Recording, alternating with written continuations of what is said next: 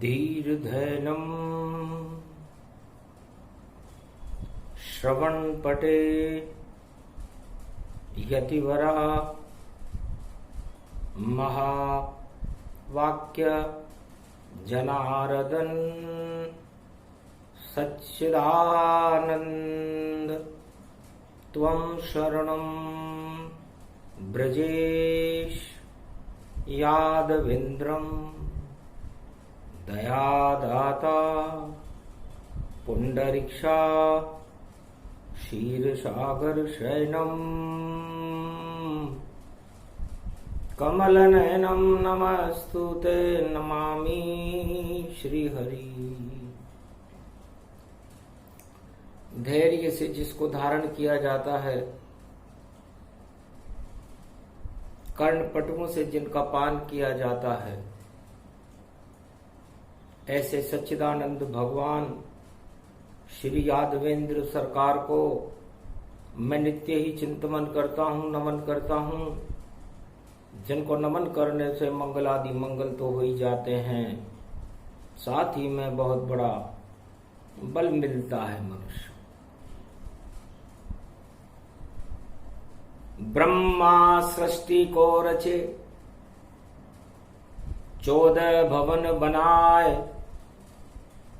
7 लोक नीचे हैं पृथ्वी, 7 ऊपर गति पाए। आज गुरुवार का दिन है, सप्तमी है। तीनों जगत गुरु और मिले भारत गति धाम, पावन ये कैलाश है और धर्म ध्वजा गतिमान। धर्म ध्वजाएं लहरा रही थी। कैलाश पर्वत मानसरोवर पर तीनों जगत गुरु विराजमान थे। ज्येष्ठ शुक्ल पक्ष सप्तमी का दिन था। कलयुग चल रहा था। भगवान शंकर से उमा जी ने पूछा, महाराज आज क्या है ये विशेष दिन जो तीनों जगत गुरु पधारे हैं, और धन्य धन्य है भाग हमारे जो कैलाश पे पग ये धारे हैं।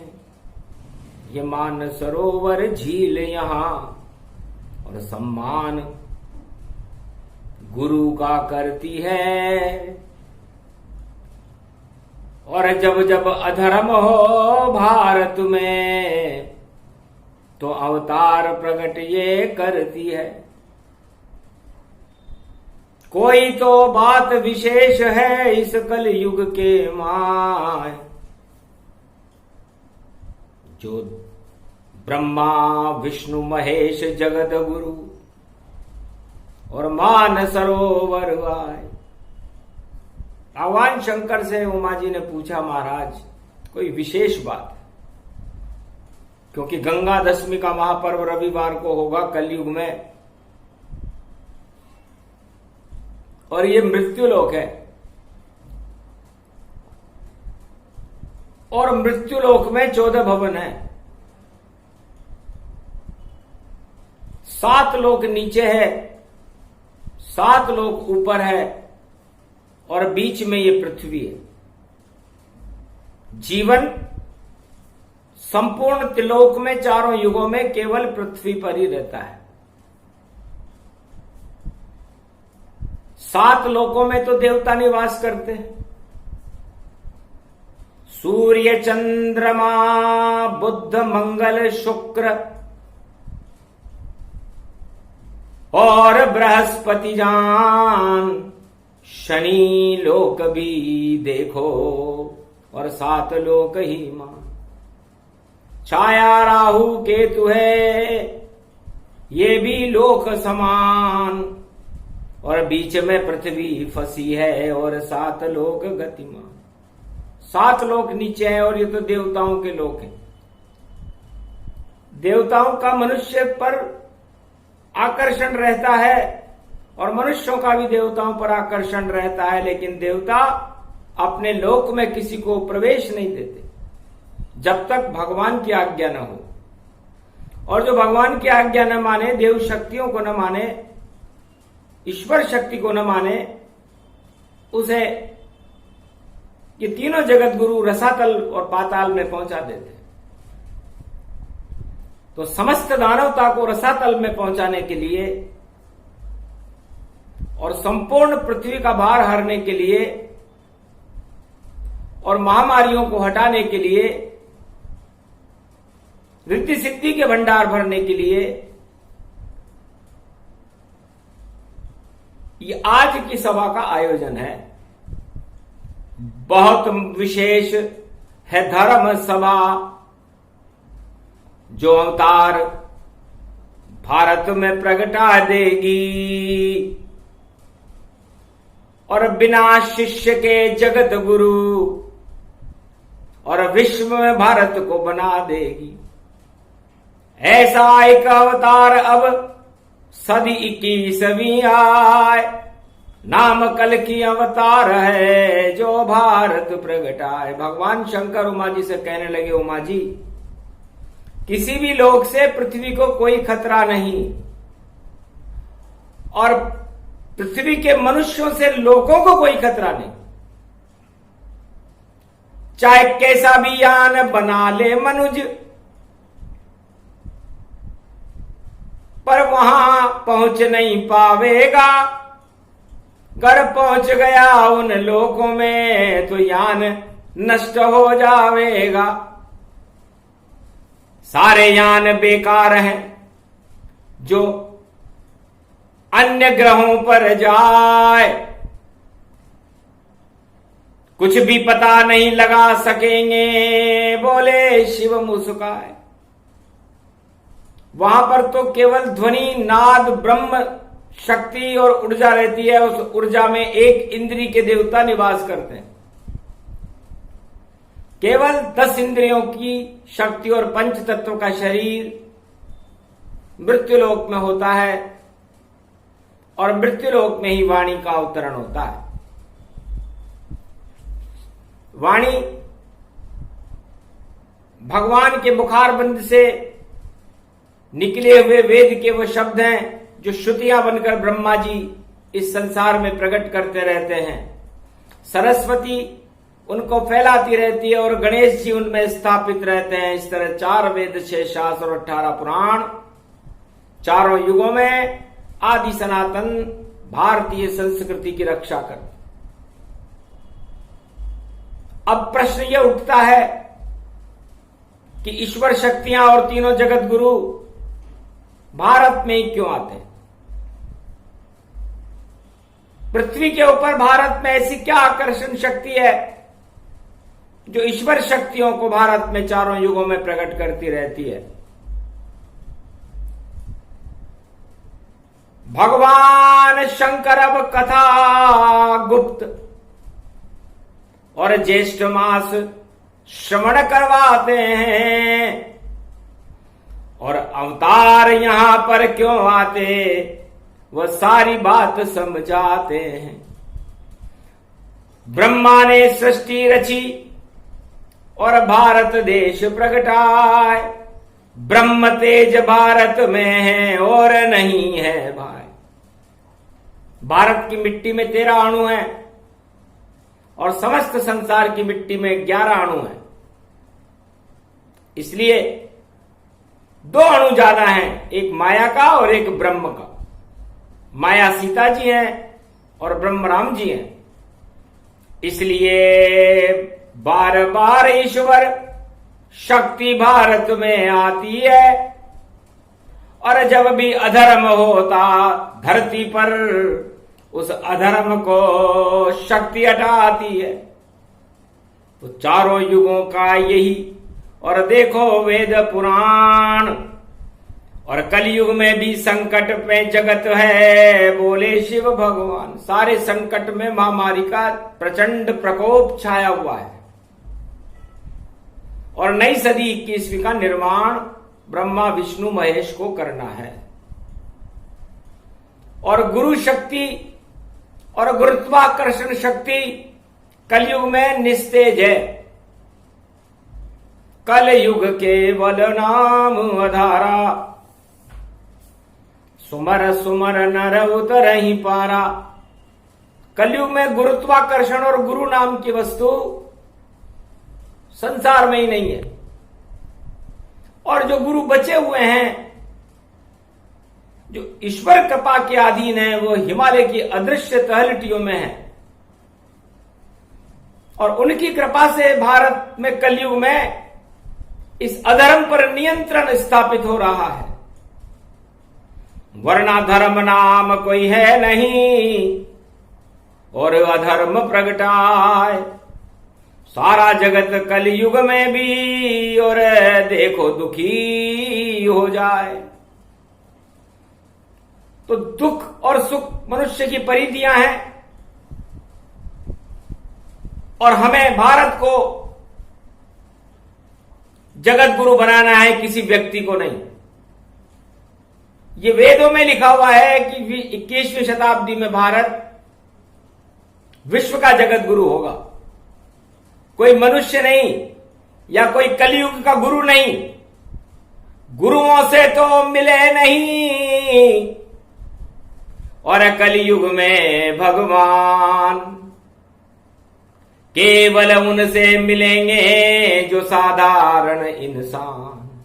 तीनों जगत गुरु चौंक गए सुनकर शिव की बात। अरे ये कैसा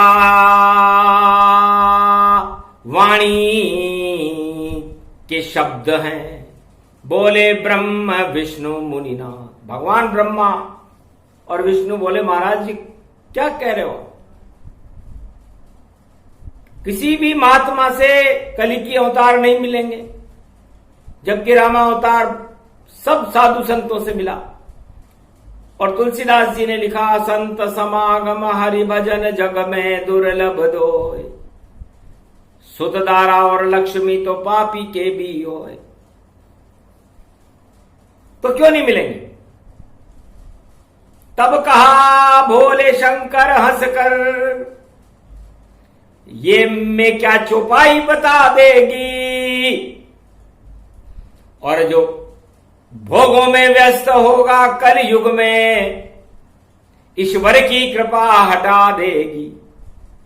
तो नहीं यहां कोई संत है, नहीं समागम जान, फिर कैसे कलयुग में मिले देखो कल की भगवान। जब संत ही नहीं होंगे तो संतों का समागम कैसे होगा?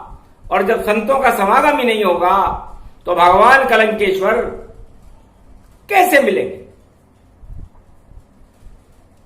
क्योंकि संत समागम हरि भजन, लेकिन किनसे मिलेंगे? जो निष्काम रूप से साधारण नर हरि का नाम जपावेगा, उसके घर में नारायण देखो अपने आप आ जावेगा।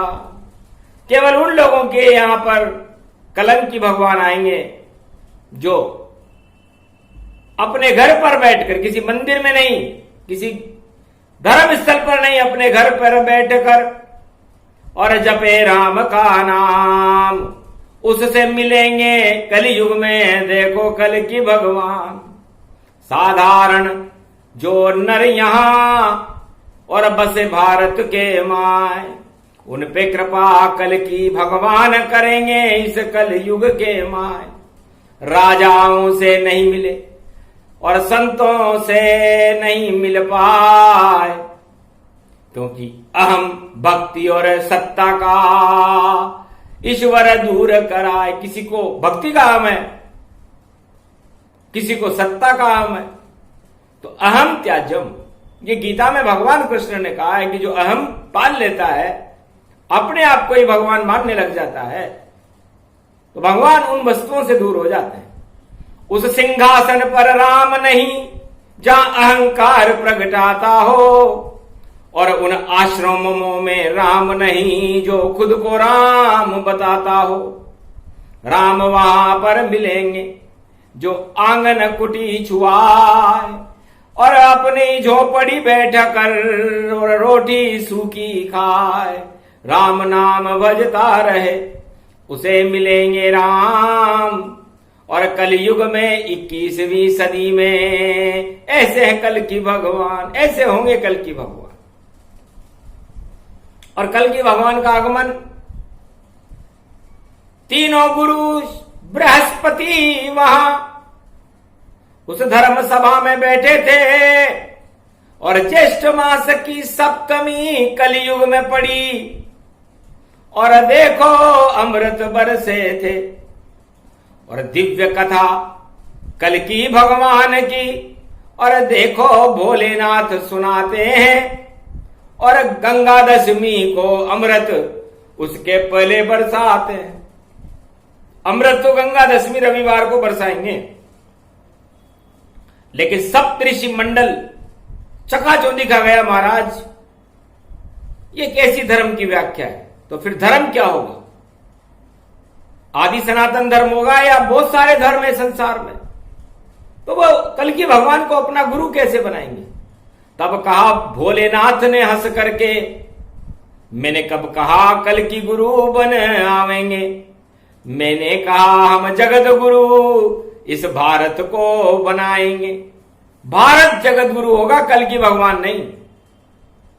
और भारत का नेतृत्व संसार में जो स्वीकार करेंगे, शांति के संदेश देंगे। सबसे पहले परमाणु बम और अपने सत्ता से हटाना होगा। और जितने आतंकवादी है उनको जेल में भिजवाना होगा। तो सारे समुद्रों में आतंकवाद और जेल दंड सब पावेंगे। और जितने भी अणुबम जगत में हैं वह सब सागर में फेंके जावेंगे। पहली शर्त है भारत की, और भारत ही भगवान, और यही कलंकी फरमान है बोले शिव भगवान। क्योंकि किसी एक व्यक्ति को गुरु बनाने से या एक व्यक्ति को सत्ता देने से उसमें अहंकार आ जाता है। चारों युगों में अहंकार का पतन करने के लिए तो अवतार आता है। इसलिए कलयुग में नीति बदली हमने और श्रृंखला शैली सब बदल गई। अब एक अवतार भारत कल की होगा, पर शक्ति विकेंद्रीकरण हुई। तो कल की भगवान की शक्ति है मेरा भारत देश। 1.25 अरब है आत्मा, उनमें कल की करे प्रवेश। 1.25 अरब आत्माएं भारत में है कलयुग में 21वीं शताब्दी में। उनमें उन सभी आत्माओं में कल की भगवान की शक्ति प्रवेश कर जाएगी। संपूर्ण भारत में कल की भगवान की शक्ति का प्रवेश भगवान शंकर और तीनों जगत गुरु करवा रहे हैं। पहली भविष्यवाणी करी और अमृत दिया बरसाए। और सारा भारत जगत गुरु है, विश्व गुरु कहलाए। कितना अच्छा लोकतंत्र है। और देखो राम राज समान, और नहीं कोई सिंहासन होगा जिस पे बैठे कल की भगवान। सत्ता की भूख समाप्त करने वाले हैं भगवान, क्योंकि इस पर बैठ करके लोग घमंड करते हैं और घमंड से प्रजा दुख पाती है। तो प्रजा का कल्याण करने के लिए ही तो ईश्वर है। इसलिए ईश्वर जब प्रत्येक आत्मा में होता है तो समस्त आत्माओं के अंदर ऐसी शक्ति का कर देंगे। और देखो ईश्वर प्रवेश। और सदी 21वीं में भारत के मिट जाए कोटि कलेश। जो देश भारत के शांति संदेशों को और भारत के संविधान को मानेगा उसे राम संविधान कहा जाएगा। तो राम संविधान सबसे बड़ा, और 3 बात मनवाएंगे। बस इतना सा संविधान भारत का, और कल की अवतार बनाएंगे। सबकी सहमति से कल की अवतार, संपूर्ण भारत की प्रजा की सहमति से एक ऐसा संविधान बनाएंगे।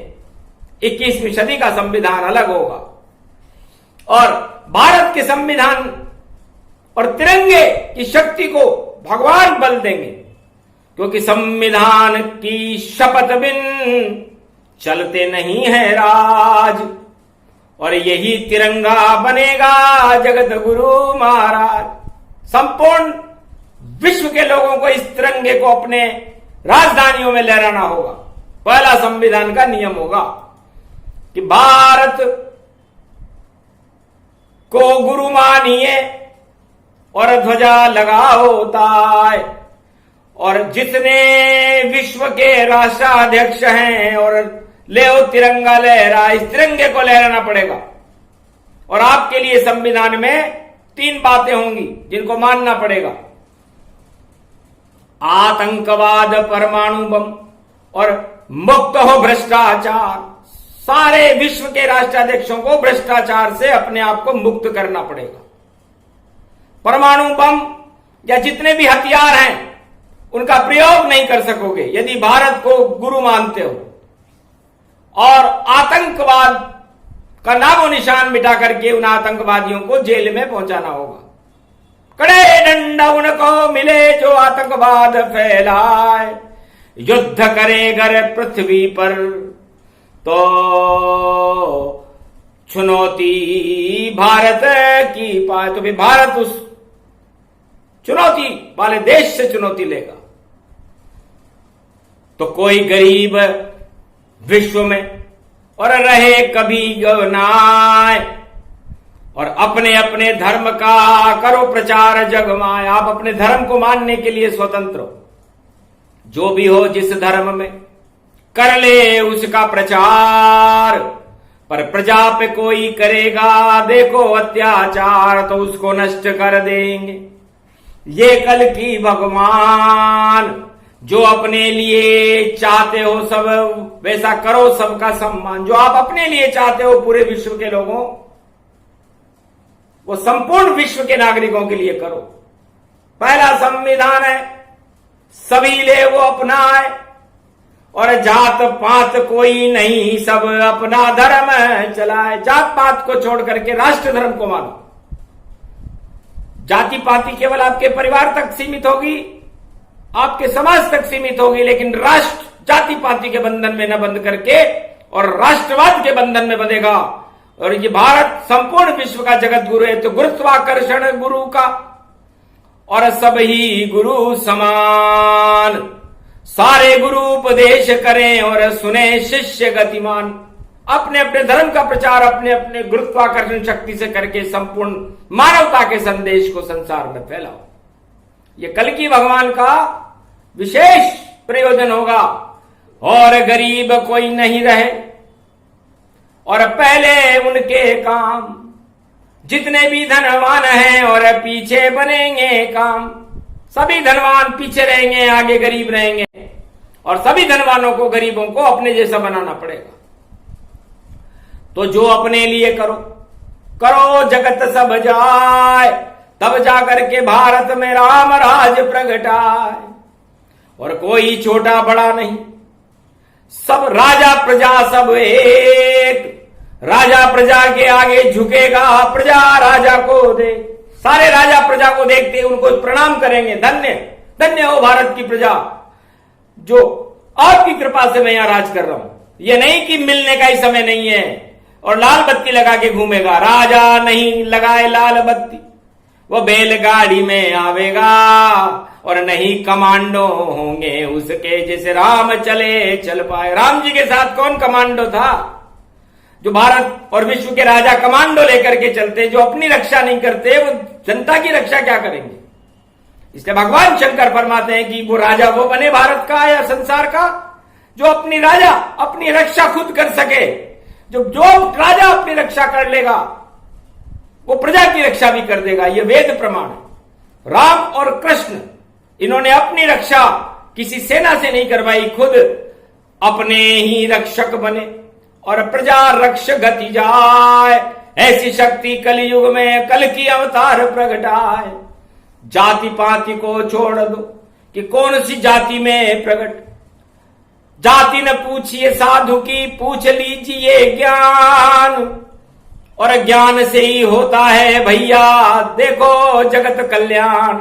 आप जातियों के चक्कर में पड़ जाओगे तो ज्ञान नहीं रहेगा। आप मेरा अभिमान आ जाएगा कि मैं ब्राह्मण, मैं क्षत्रिय, मैं वैश्य और मैं हरिजन। नहीं, ये तो बड़ा प्रपंच है, छोड़ो सभी प्रपंच। अरे अपनी आत्मा में जपो राम नाम सर्वत्र। राम नाम का जाप करो, या आपके धर्म में जो आपको मार्गदर्शन दिया है वो जाप करो, अध्ययन करो। अध्ययन करने से आपके विचार गुलामी से मुक्त हो जाएंगे। अंधविश्वास और अंधभक्त मत बनो। सबसे बुरा है अंधभक्त, जिसमें ज्ञान नहीं हो। जैसे तोता पढ़ता है राम राम गति, जो जैसे पिंजरे में तोता राम राम पढ़ता है, आज तक वो राम राम पढ़ने वाला तोता उस पिंजरे से मुक्त नहीं हुआ।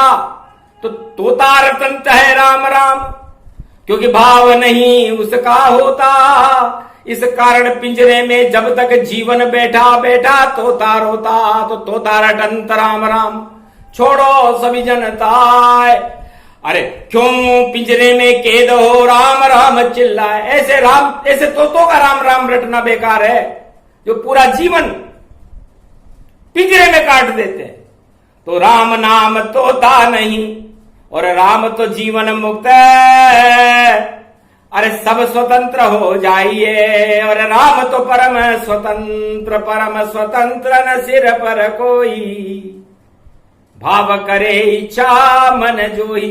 ईश्वर तो परम स्वतंत्र है। तो जो राम परम स्वतंत्र है, इसके सिर पर कोई नहीं, वो एक तोते को मुक्त नहीं करा सकता पिंजरे में से, और आज तक हुआ नहीं है। तो राम राम तोता रटंत, कभी रटो कोई ना आए। राम तो परम स्वतंत्र है, रोम रोम प्रगटा। अपने रोम रोम में राम को प्रगटाओ। राम श्रद्धा से आते हैं, विश्वास से आते हैं, राम रटने से नहीं आते। तो राम रटे कुछ भी नहीं, राम भजे तन पाए, और मंगल उसका होएगा, बोले शिव मुस्का। भगवान शंकर कहते हैं कि मैं राम राम रटता तो इस बर्फ कैलाश में कभी का मृत्यु को प्राप्त हो जाता, लेकिन बालक राम है इष्ट मेरे, और अब तक समझा ना है। उस बालक को ही मैं अभी तक नहीं समझा, और समझने की कोशिश करते करते मैंने 100 करोड़ रामायण लिख ली, मुझे कंठस्थ है। लेकिन राम हरि चरित्र हरि रूप अनंता, और सुनाई सुनाए सकल सुर संता। तो राम अनंत है, उनके अनन्य रूप है, उनकी अनन्य कथाएं हैं, उनकी अनन्य लीलाएं हैं, उनकी अनन्य कृपा है। तो भगवान राम की अनन्य कृपा समस्त भारतवासियों को कल की भगवान 21वीं शताब्दी में दिला रहे हैं, और भारत को विश्व का जगत गुरु बना रहे हैं, किसी व्यक्ति को नहीं। तो सोचो कितना बड़ा सोच भगवान का, और कौन कल की बनवाएगा धन्य वह अवतार भारत में, जो कलयुग में यहां प्रगटाएगा सारे भारत को जगत गुरु, और वही अवतार बनावेगा। नहीं कोई उनका है शिष्य, सब रूप अवतार कहाएगा। सवार आत्माएं कल की भगवान होंगी, न कि उनके शिष्य बनाए कल की। देखो एक भी ना आए उनका कोई कलयुग में, और शिष्य न होगा भाई, उनका कोई शिष्य नहीं होगा। उनकी जो प्रेरणा होगी समस्त भारत को गुरुत्वाकर्षण पैदा करके गुरु बना देगी। ये कलयुग में ऐसा पहली बार होगा। त्रेता युग में भगवान राम ने एक पल के लिए ऐसा किया था, जब अयोध्या में राम जी प्रवेश करने लगे लंका विजय के बाद, तो बड़ा चक्कर पड़ गया था। मर्यादा पुरुषोत्तम राम थे। तब गुरु वशिष्ठ ने उनसे पूछा, महाराज आप सबसे पहले किससे मिलोगे? मुझसे मिलोगे, भरत से मिलोगे, शत्रुघ्न से मिलोगे, कौशल्या से मिलोगे, सुमित्रा से मिलोगे, कैकेयी से मिलोगे, या किससे मिलोगे? या अयोध्या की प्रजा से मिलोगे? तो धर्म संकट आ गया राम के, देखो सामने आए। तो भगवान राम ने गुरु वशिष्ठ का महाराज एक सेकंड के लिए मैं प्रेम के वशीभूत हो जाऊंगा। तो सबसे मिले राम भगवाना, उमा मरम में काहू न जाना।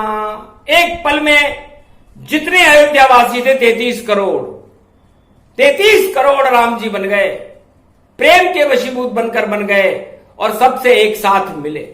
वह था लोकतंत्र, वह थी राम राज्य की परिधि, जिसमें राजा जो युवराज थे, भारत के चक्रवर्ती सम्राट थे, लंका विजय करके भारत में आए थे।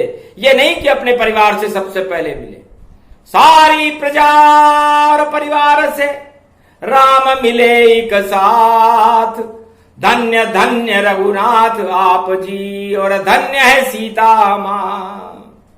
राजा हो तो ऐसा हो जिसके लिए कोई छोटा बड़ा नहीं, सब एक समान हो। वही राजा कल की अवतार भारत में प्रवेश कर रहे हैं और अपनी योजनाओं को वाणी के माध्यम से संसार को बता रहे हैं कि हे भारतीयों, आप अपने आप को गुरु मत मानो, छोटा मोटा कोई राजताज मत मानो, राजा प्रजा ताज सब छोटे। और देखो राम विशाल, और कलयुग में अब कर रहे प्रवेश, ये कल की भगवान का वाणी बता रही है आंखों देखा।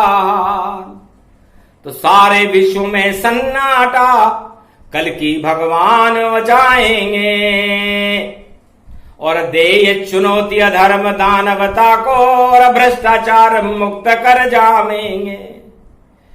तो ऐसी शक्ति कल की भगवान की। और सप्तमी को हम सभे सुनाते हैं ये सप्तऋषि मंडल की भावना, देवगुरु बृहस्पति की भावना, ब्रह्मा विष्णु की भावना, भगवान शंकर उमा जी को ज्येष्ठ शुक्ल पक्ष सप्तमी गुरुवार को सुना रहे हैं कलयुग में। तो जाकी रही भावना जैसी और प्रभु मूरत तिन दे क्यों वैसी। तो भगवान भावनाओं के वशीभूत होते हैं, किसी आत्मा और भक्त के वशीभूत नहीं। तो भावना पहले बनाओ सब, जैसे एक डाकू ने बनाई थी। और राम तो पैदा हुए नहीं पर रामायण प्रगटाई थी। छोड़ डकैती वाल्मीकि और नारद शरण में जाए। नारद ने भी मरा मंत्र दे दिया था इस पीपल के वृक्ष के नीचे। जपो वाल्मीकि मरा और एक दिन शक्ति प्रकट होएगी और राम सामने खड़ा खड़ा। तो डाका डूकी छोड़कर, डाकू का उल्टा कूड़ा होता है। अब डाका डालना, डाका कोई सारे संसार में सब लोग डालते हैं, चाहे वो राजा हो या प्रजा हो या किसी भी देश का राष्ट्राध्यक्ष हो, डाका डालने में कोई पीछे नहीं।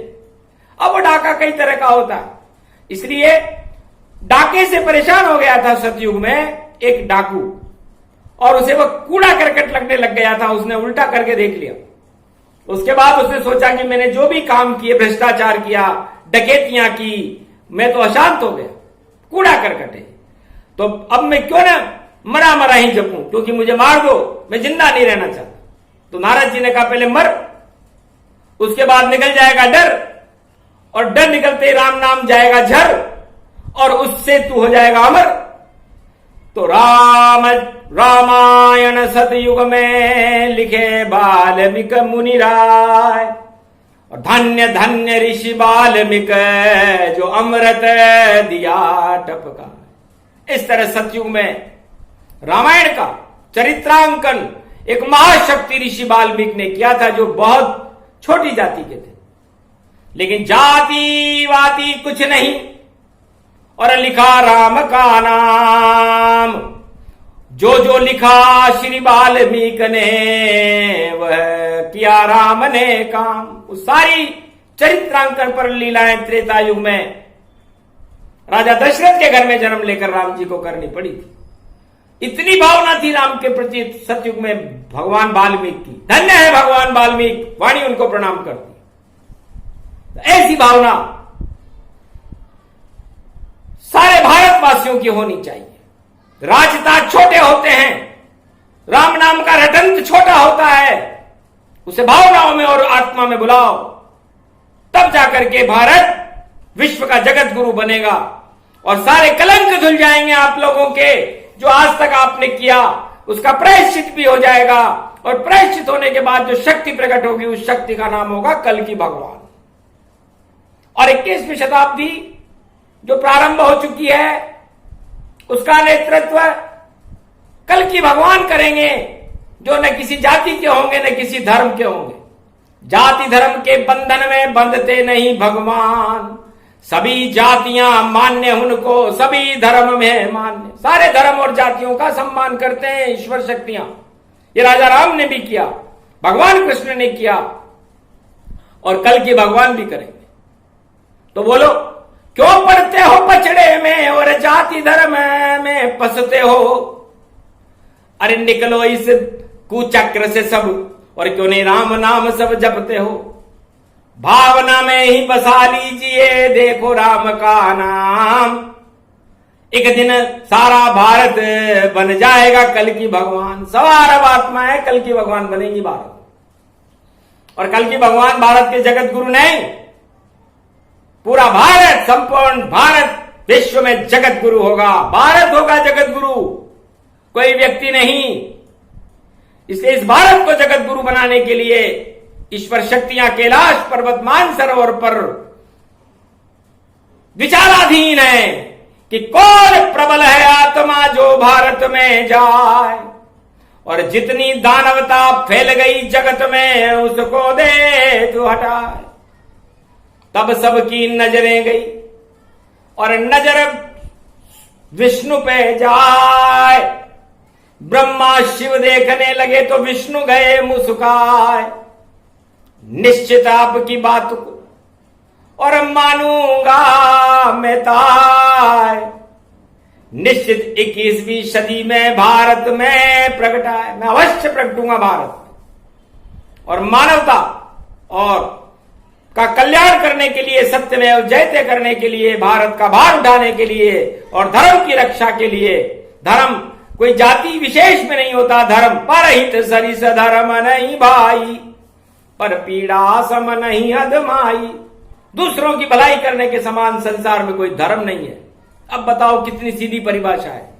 इसे संसार का कौन सा राष्ट्राध्यक्ष जो नहीं मानेगा या कहेगा कि ये हमारे धर्म में गलत है। दूसरों की भलाई करने के समान संसार में कोई धर्म नहीं है और दूसरों को नीचा दिखाने के समान कोई अधर्म नहीं है। इससे तुलसीदास जी ने इसकी पुष्टि की कि परहित सरिस धर्म नहीं भाई।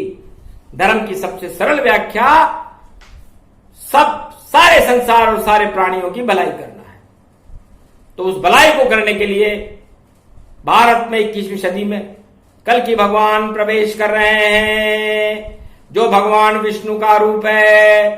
64 कला अवतार हैं, 12 कला के राम जी और 16 कला के कृष्ण, 64 कला के कल की अवतार हैं। अब खत्म हो गए प्रश्न, समस्त प्रश्नों का जवाब वाणी ने दे दिया।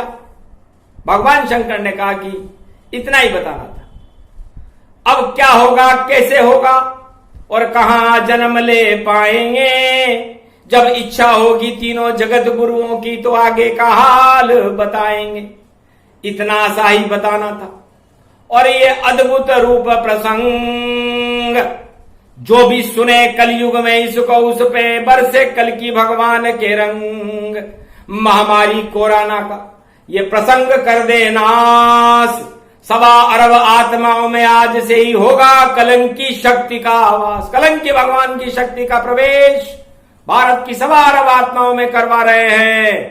कुबुद्धि भारत की समस्त आत्माओं की नष्ट और सद्बुद्धि प्रकट हो, महामारियों का नाश हो, धर्म की जय हो, अधर्म का नाश हो, सत्य का प्रकाश हो, ईश्वर शक्तियों का भारत में प्रागट्य हो। ये सारी प्रतिध्वनियां कैलाश में गुंजायमान होने लगी, ओंकार में चली गई। ओंकार झनकार है और ये वाणी का रूप, और देखो विश्व का जगत गुरु और भारत है दिव्य स्वरूप। धन्य धन्य भारत माता जो जगत गुरु बन जाएगी और भारत माता ही शक्ति है, वह ऐसा सब कर जाएगी। तो ये 21वीं शताब्दी में और निश्चित ऐसा हो, रोक सको तो रोक लो, कोई रोक सके नहीं कोई। बोलो जय भारत माता की जय, कल की भगवान की जय। विश्व का गुंजार भारत, विश्व जगत गुरु संचार, विश्व गुरु भारत जगत गुरु बने। जय जय भारत माता, जय भारत शक्ति, जय श्री राम।